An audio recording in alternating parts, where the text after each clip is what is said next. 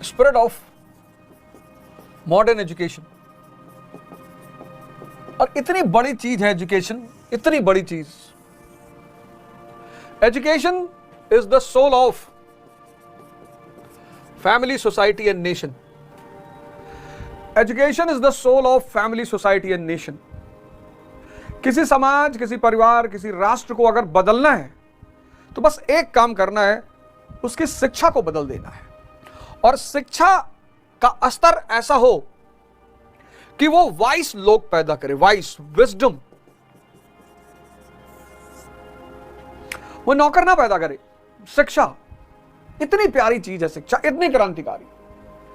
Doctor Ambedkar ने तो एक सिद्धांत ही दे दिया कि इस दुनिया में जितने दलित, दमित, दबे हुए लोग हैं, अगर वो अपनी स्थिति को सुधारना चाहते हैं तो सिर्फ एक काम करे, शिक्षा पर ध्यान दें। और वो उन्होंने साबित करके दिखाया।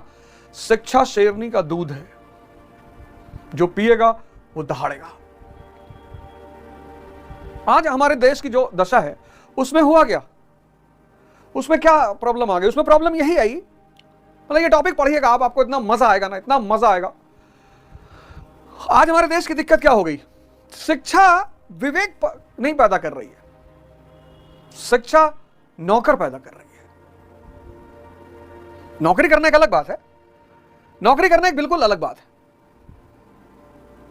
और विवेक एक रोशनी है, मतलब एक उजाला है विवेक। आप कोई काम दुनिया में दो वजह से कर सकते हो। एक, आपको अच्छा लगता है इसलिए आप कर रहे हो। भाई सिगरेट क्यों पी रहे हो? अच्छा लग रहा है। शराब क्यों पी रहे हो? अच्छा लग रहा है। दिन भर सोशल मीडिया क्यों देख रहे हो? अच्छा लग रहा है। जितने लोग इस पैरामीटर पे काम करते हैं कि मुझे अच्छा लग रहा है इसलिए मैं करूंगा, वो सब परेशान है। लेकिन अगर आप विवेक पर आधारित काम कर रहे हो, विजडम पे, आप परेशान नहीं हो सकते। आप सोशल मीडिया यूज करो, आप सब कुछ करोगे। विवेक क्या करेगा? हर चीज को अच्छा बना देगा। और शिक्षा का काम है विवेक को पैदा करना। पर ना, इतना बड़ा देश, 1 अरब 50 करोड़ की जनसंख्या, और आज अगर तुम देश की स्थिति देखो तो चारों तरफ चुनौतियां दिखाई पड़ रही हैं। और उसमें सबसे बड़ा रोल है शिक्षा का। ये 545 लोग जो दिल्ली की संसद में बैठे हैं, इनको पता है, इनको 1 अरब 50 करोड़ का डर ही नहीं लग रहा है। ये तो 545 लोग दिल्ली की संसद में बैठे हैं ना, इनको ये 545 और 1 अरब 50 करोड़ जनता, रेशियो देखो, इनको इसका डर ही नहीं लग रहा है। मस्त है ये।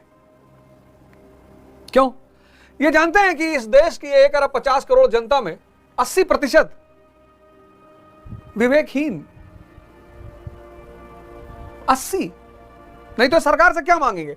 ये सरकार से अपने प्रतिनिधियों से कहेंगे रोजगार बढ़ाओ यार, एम्प्लॉयमेंट बढ़ाओ, इंडस्ट्रियलाइजेशन करो, हेल्थ, एजुकेशन। तो अब जाति, धर्म, क्षेत्र,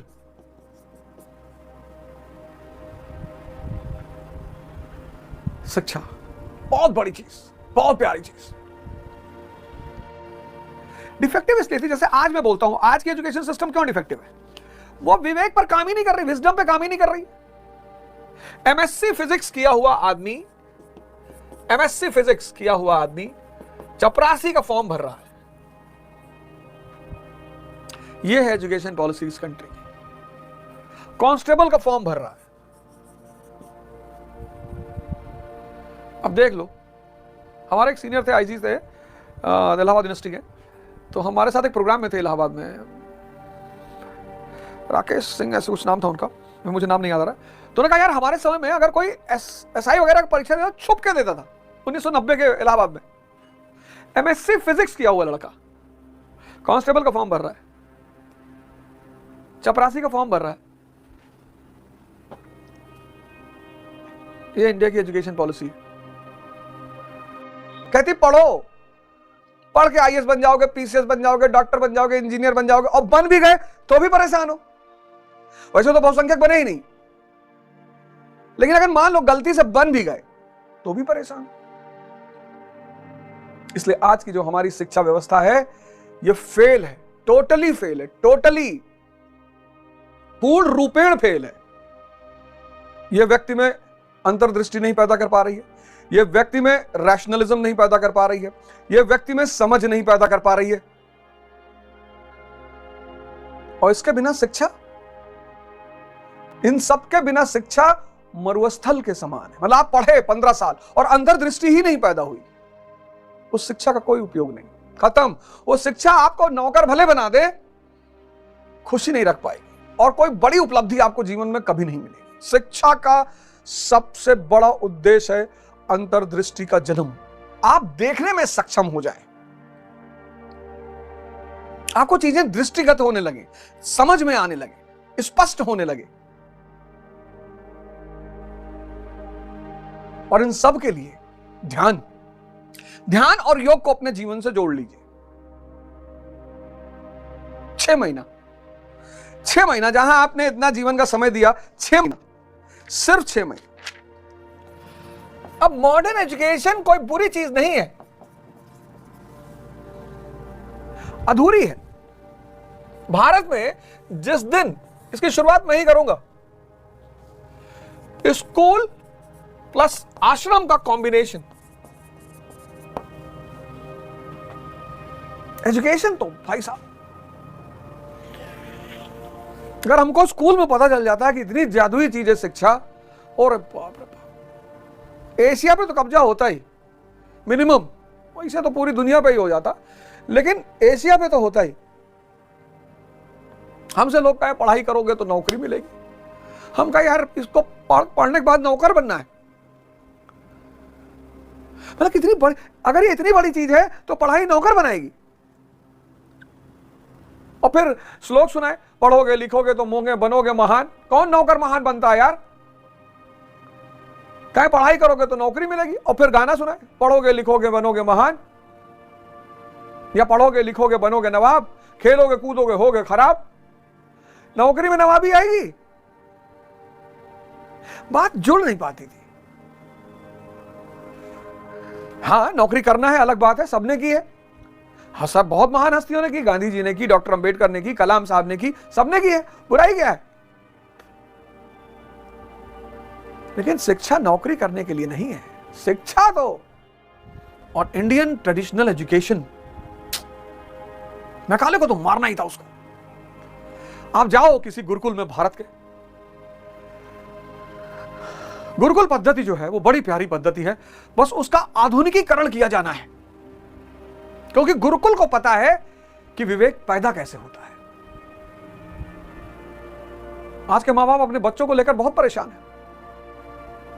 गुरुकुल को पता है कि विवेक पैदा कैसे होता है, सेवा करने से और गुरु की मार खाने से। लेकिन गुरु कान पे नहीं मारेगा कि कान का पर्दा फट जाए, आंख पे नहीं मारेगा कि उसकी रोशनी चली जाए। गुरु लोग साइंटिफिक तौर से मारते थे, यहां यहां यहां, ये हमारा वो है एक्यूप्रेशर पॉइंट है, यही मारते थे, लड़का ऐसे ऐसे करता था।